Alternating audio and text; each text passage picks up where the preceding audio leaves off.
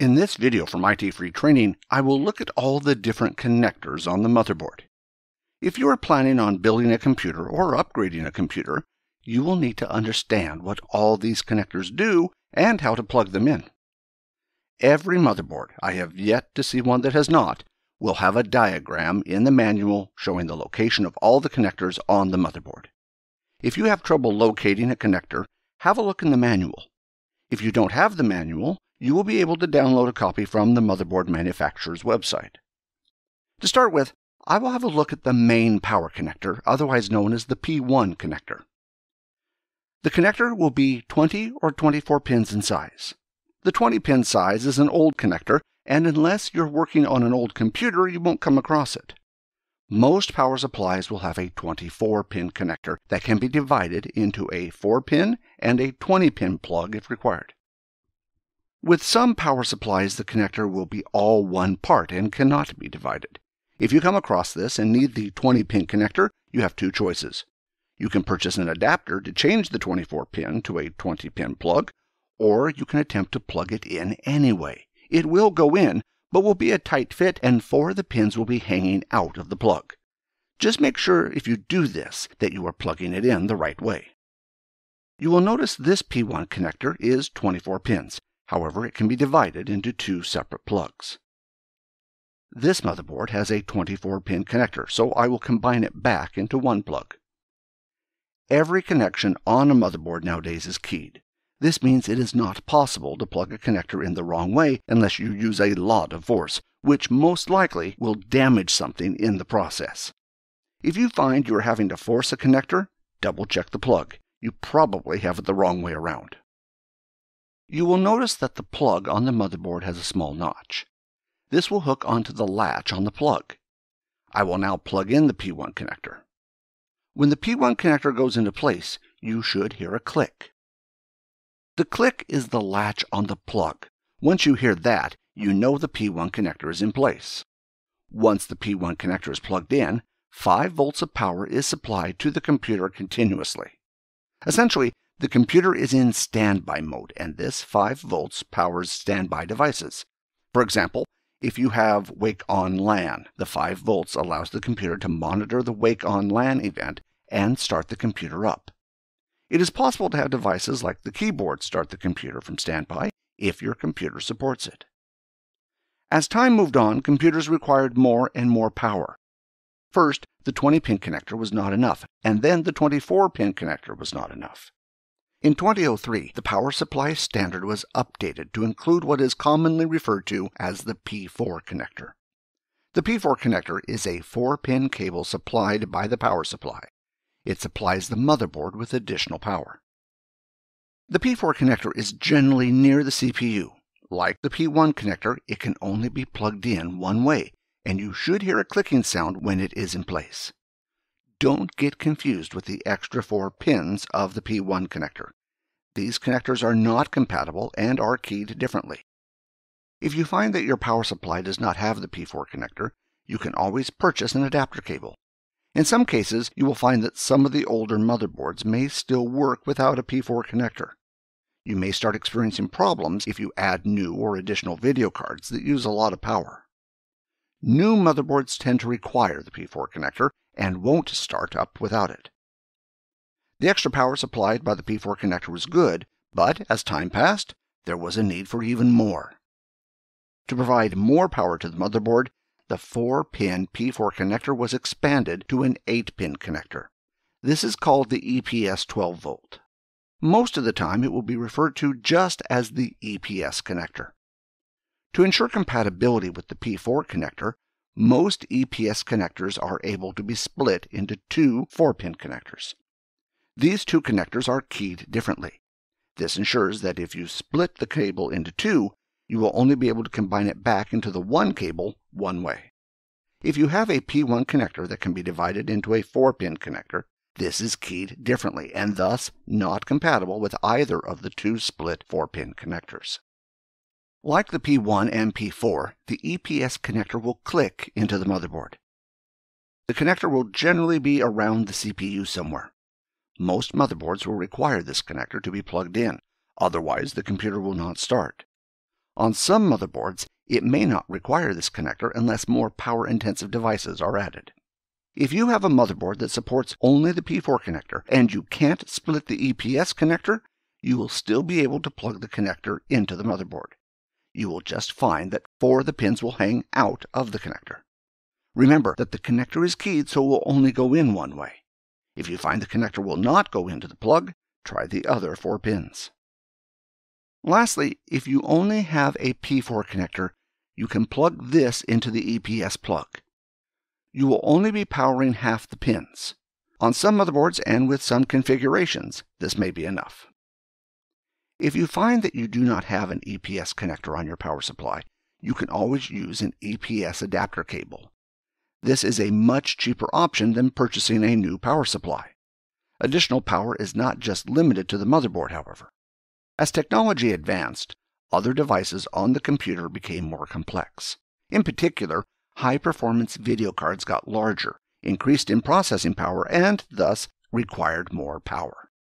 In order to provide this additional power, a 6 or 8-pin power connector was added. Depending on the power supply you buy, there may be multiple PCI Express power connectors. In the case of the power supply connector on the right, you can see that the connector can be divided into a 6-pin connector or combined into an 8-pin connector. The connectors provide additional power to PCI Express expansion cards. These will most likely be video cards. Some video cards will require no additional connectors, some will require 1 connector, others 2 connectors. In the case of this video card, a 6 and 8-pin connector are required to provide the extra power. Keep in mind that this connector is keyed differently to the EPS connector that I just looked at. Some power supplies will have writing on the connector, so you can determine which connector is which. All connectors are keyed differently, so you won't be able to plug the wrong connector in the wrong plug. If you're not sure, you can always look at the keying on the connector. You will see the plug has a certain pattern. There are 2 different shapes in the connector that make up the pattern. Each connector will have a different pattern, preventing the connector being plugged in the wrong plug or being plugged in upside down. If you have trouble getting a connector in, don't force it. Check the keying. You are most likely attempting to put it in the wrong plug or upside down. To provide power to other devices, the power supply will have a number of Molex and SATA connectors. The Molex connectors are old-style connectors, while the SATA connectors are the newer connectors. Generally, the older power supplies will have more Molex connectors, and the newer power supplies will have more SATA connectors. The Molex connector has 4 pins, while the SATA connector has 15 pins. The larger number of pins in SATA allows for additional features like hot swappable drives. The SATA connector is designed in an L shape, so it cannot be plugged in upside down, while the Molex is also shaped so it can only be plugged in one way. SATA connectors, however, tend to only be used for SATA drives. The Molex connectors were originally primarily used for hard disks, but nowadays are used for other devices, for example, case fans. For this reason, I don't think that Molex connectors will disappear anytime soon. On your power supply, you should also have 1 or 2 mini Molex connectors. These traditionally were used for the floppy disk drive. Nowadays, floppy disk drives are no longer used, so the mini Molex is there for backward compatibility. Sometimes a case fan will have a mini Molex connector, so you can use it with the fan. Otherwise, the mini Molex does not get used. A mini Molex is designed to be plugged in only one way. However, unlike the other connectors, it does not take as much force to plug it in incorrectly. So if you do use one of these connectors, make sure you are plugging it in the correct way. If you ever plug a mini Molex incorrectly into a floppy drive, you will soon realize the mistake with the unusual smell the floppy drive will make when the computer is switched on. When you get this smell, you will know that you need to replace your floppy drive. If you find that you do not have enough of a particular connector, you can always purchase a splitter or converter cable. The splitter cable will turn one connector into 2, and the converter will convert one type to another. In this example, this adapter does both. The adapter converts one Molex connector into 2 SATA connectors. In some cases, you may find that your motherboard has a Molex plug for providing extra power. This is pretty rare, but this essentially gives the motherboard even more power than the standard P1 and EPS connectors can provide. Usually this connector provides extra power to the graphics card. This is particularly important on motherboards that support SLI or Crossfire. SLI and Crossfire allow 2 or more video cards to be combined together to work as one. The next connectors that I will look at are the CPU and case fans. These will either be 3-pin or 4-pin connectors. Regardless of which one is used, both will plug into the same connectors on the motherboard. It is important when plugging in these connectors to read the print on the motherboard as to which plug it is. It is possible to plug a CPU fan connector into a case fan plug. However, if you do this, it will mean that fan is being misreported to the motherboard.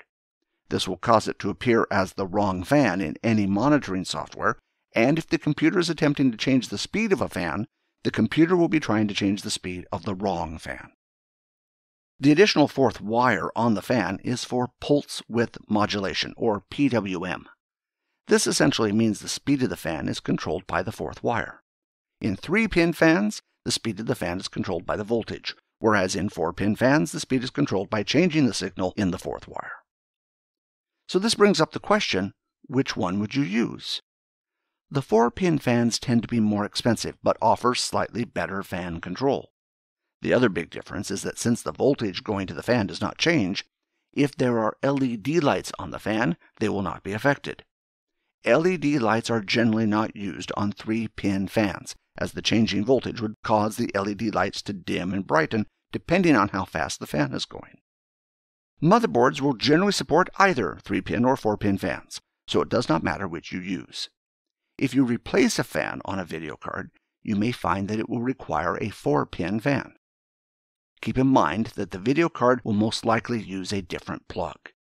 You will know that you require a 4-pin fan when you plug a 3-pin fan in and the fan is running at top speed all the time. Since the voltage does not change with 4-pin fans, a 3-pin fan will always run at top speed.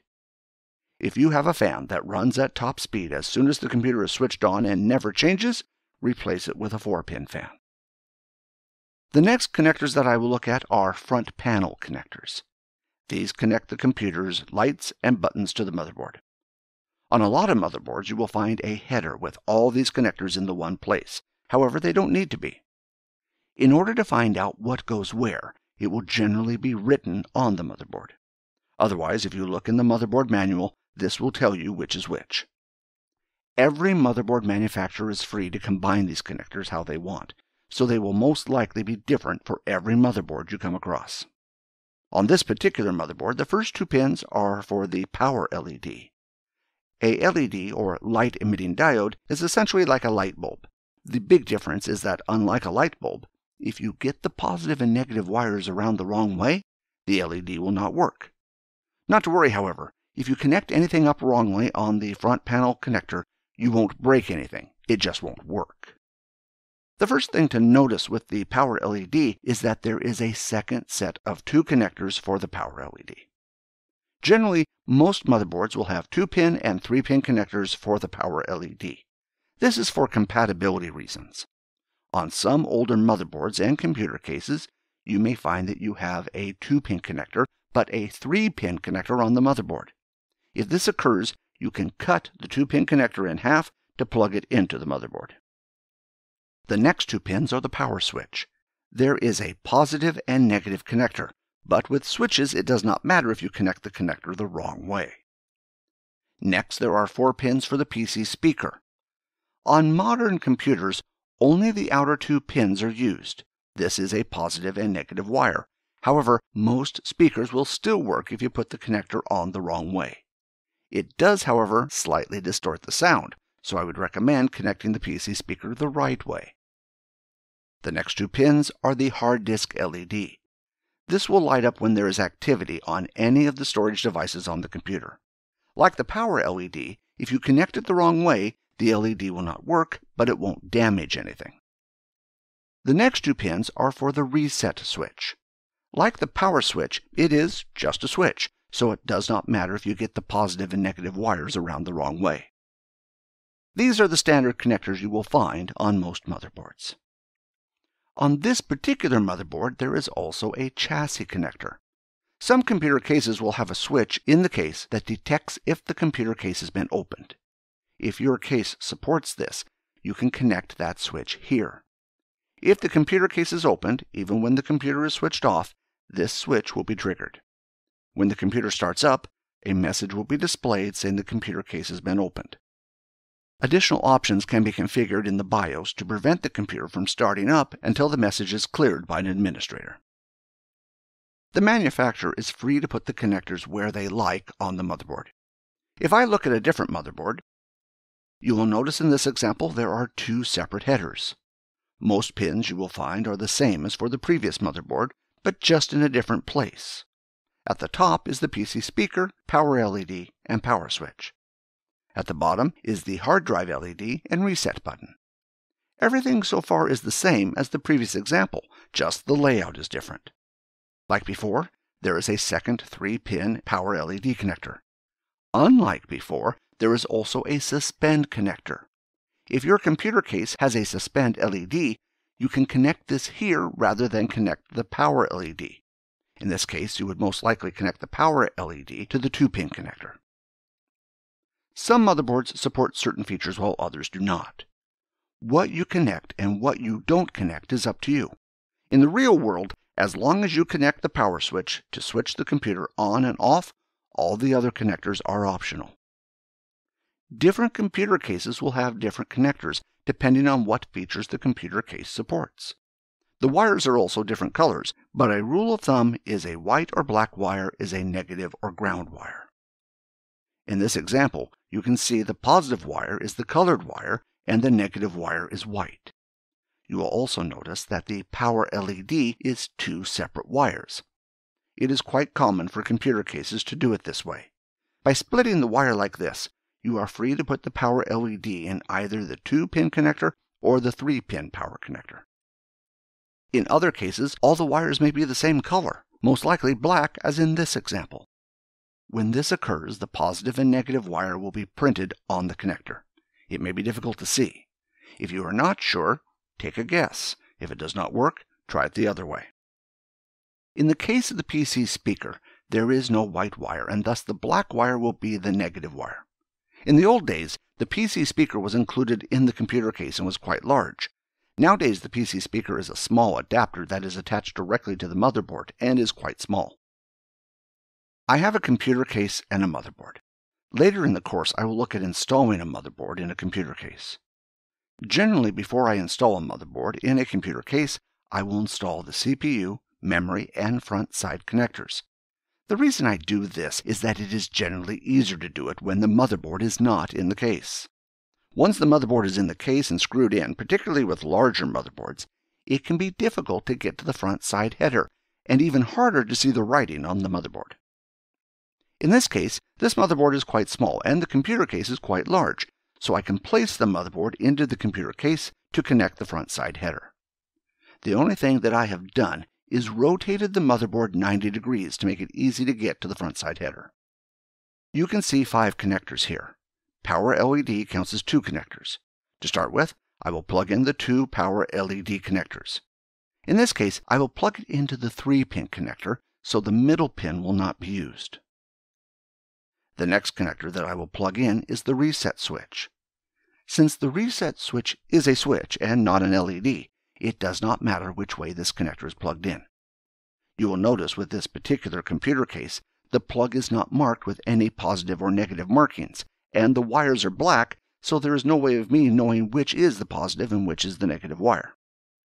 When I have a situation like this, usually the header follows a pattern of the positive on one side and the negative on the other.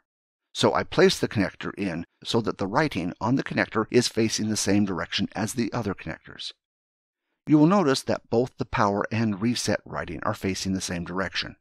Usually this trick works, but on the off chance it does not, you can always reverse the connector. The next connector I will plug in is the hard disk connector. Since this is an LED connector, it will need to be plugged in the correct way.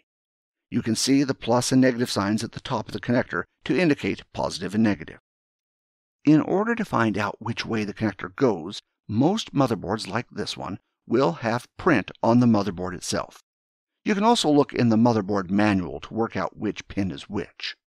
On some motherboards, the header will be color-coded for the different connectors and may have a symbol on them to indicate which is the positive connector. If you cannot work it out, use trial and error. The next connector that I will plug in is the power switch. This plugs in on the other side of the header. Since it is a switch, it does not matter which way it is plugged in, but just to keep things consistent, I will have the writing on the connector face the same direction as the others. Lastly, I will plug in the PC speaker. The red wire is the positive wire, so I will need to turn the PC speaker so that it is facing the correct way. Notice that the writing is facing the same direction as the others. There is no guarantee that this will occur, but it happens a lot. All the connectors are now connected, and the next step is to test them. To do this, I will press the On button on the computer. Notice that the blue power light will come on. Shortly afterwards, you will hear the PC speaker beep to indicate everything started up okay. You will also notice that the red hard disk light is flashing, indicating it is working. The last thing I need to test is the reset button. The computer will restart. You can't see the computer restarting, but you can hear another PC speaker beep indicating the computer restarted and has passed its post checks. All the connectors are working correctly. It is always a good idea to do this quick test before giving anyone a computer.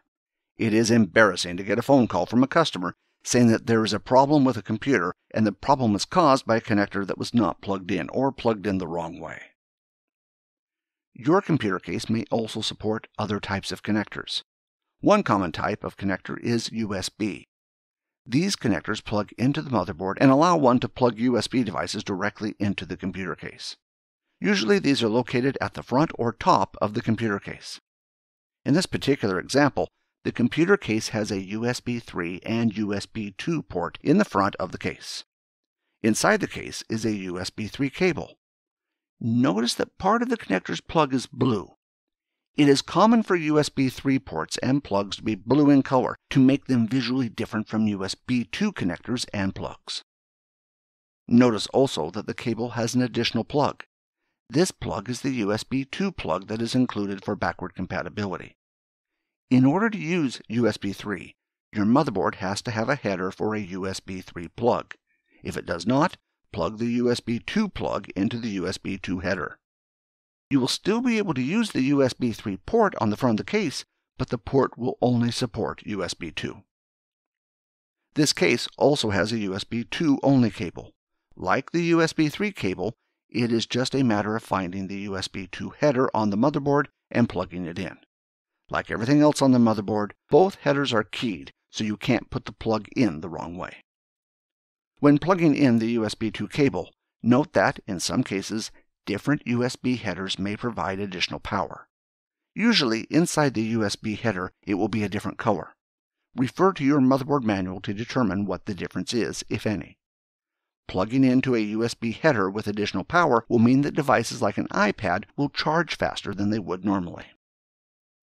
The next common case connector that I will look at is the audio case connector. Most computer cases will have a headphone and a microphone plug in the case. To attach these two plugs to the motherboard, you must have an HD audio plug. The HD audio plug will plug directly into the motherboard. In some cases, you may also have an AC97 plug on the same cable as the HD audio cable. AC97 is the older audio standard. This was replaced by HD audio. In some cases, you may have a motherboard and computer case that supports both. When this occurs, always use the HD audio rather than the AC97. HD audio has a lot of features AC97 does not have, but most importantly, it has improved audio quality. The next connectors that I will look at are SATA connectors. Different motherboards will have a different number of SATA connectors. The number of SATA connectors and the speed they support will be determined by the chipset on the motherboard. Most of the time, different colored SATA ports will indicate different features. In the case of this example, the white SATA ports are SATA 3, and the black SATA ports are SATA 2. In some cases, motherboards will have all the same colored SATA ports. However, they may not have the same features. In some cases, certain ports will support certain RAID functions while others will not. A good rule of thumb is that lower numbered ports have more features. If you are not sure what features a motherboard supports or what speed the SATA ports are, I would start from the lower SATA port numbers and work my way up. The next connector I will look at is the M.2 connector. The M.2 connector allows for an expansion card to be mounted internally onto the motherboard. To use the M.2 connector, the M.2 device is placed in the keyed M.2 slot. Once placed in the slot, it is pushed down and a single screw holds it in place. The M.2 connector supports PCI Express and SATA devices. Presently, it is mainly used in two instances, for high-speed solid-state drives and devices in laptops. It is used in solid-state drives due to solid-state drives becoming faster than the interface that SATA 3 can provide. You could also use the solid-state drive in an expansion card. However, doing it this way would make it very large. You can see why they went for a small option. M.2 devices are keyed in a number of different ways. The keying is done by removing some pins which determine what the device supports. Removing the pins also ensures it cannot be put in the incorrect way or in a slot that does not support it. There are a number of different types of keying, but I will only look at the two most common. The first one is called M key. M key allows up to 4 PCI Express lanes to the device. Remember that M.2 supports SATA connectors as well. Your motherboard may either have dedicated PCI Express lanes to the device or may just have it attached to a SATA connector. If it is attached to a SATA connector, this will limit the speed it can operate at. If you want the best performance, before buying a motherboard, make sure the M.2 connector is connected to PCI Express if performance is important to you. You will notice at the bottom there is a notch missing. If the notch is missing in this position, it is an M key device. Like all other connectors on the motherboard, this prevents the device being put into a connection that does not support it. The next key type I will look at is B key. Notice that the notch is at the top rather than the bottom. They may look similar, but they are in a slightly different position and a different size to ensure a particular keyed device cannot be put in the wrong slot. B key supports SATA connections like M key, but only supports up to 2 PCI Express lanes. However, B key supports additional interfaces like USB, audio, and SM bus. B key will usually be found in laptops. There are currently 6 keying types on the market out of a possible of 12. For this reason, don't assume that keying in the laptop is B key just because it is a laptop. Due to B key supporting additional interfaces, it is often used for devices like wireless or Bluetooth, whereas M key generally gets used for solid-state drives. It is also possible to combine multiple keys together. In this example, the M and B keys have been combined together. This allows a solid-state drive to be used in an M key connector or a B key connector. The connector itself won't support both types. It will be one or the other, but having dual keying allows it to be used in either. The cost of this is the device will only be able to run at B key speed. This is because the missing pins reduce the number of PCI Express lanes that can go to the device. So essentially, you are trading some speed for compatibility. B key is still pretty fast compared to SATA 3, so it is an acceptable trade-off for the moment. The last point to consider is the size of the device. On this motherboard, there are 3 screw holes for different devices. The last one you can see is 2280. This means the following. The device is 22 millimeters wide and 80 millimeters long. 22 is quite common for the width, so generally you will see only the length change. You just need to ensure that the device you buy fits. For example, if you purchase a 2280 solid-state device, you need to ensure that your computer has room and screw holes for a 2280 device. This is generally more of a problem if you are attempting to put the device in a laptop where there may not be a lot of space. Next, I will look at some of the BIOS features you may have on your motherboard. Some motherboards on the market will have what is called dual BIOS. The motherboard will have 2 identical BIOS chips on the motherboard. However, only one can be used at a time. To determine which is used, there will be a switch on the motherboard.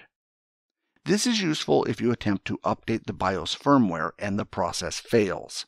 When this occurs, you can switch to the other BIOS and start the computer up using it. The BIOS settings are stored on the motherboard, and corrupt settings may prevent the computer from starting up.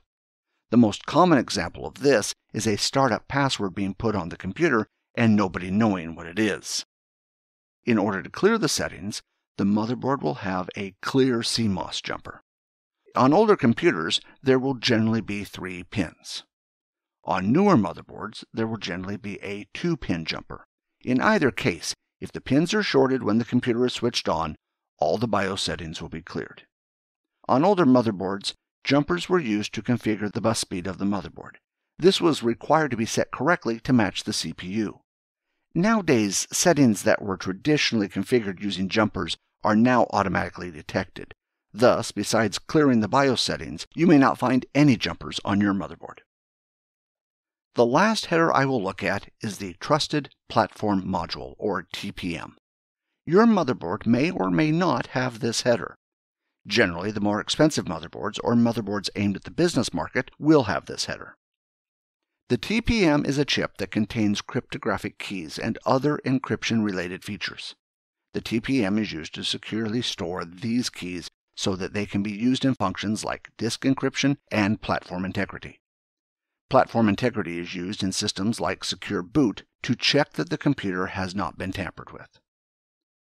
Different motherboards will have different TPM headers. Generally, different manufacturers will use the same TPM header for all of their motherboards. In this case, you can see the free TPM header. It is just a matter of buying a TPM and placing it in the header as in this motherboard. It can be difficult to purchase TPMs, so personally, I would check to ensure that you can purchase a TPM for that motherboard before you buy the motherboard.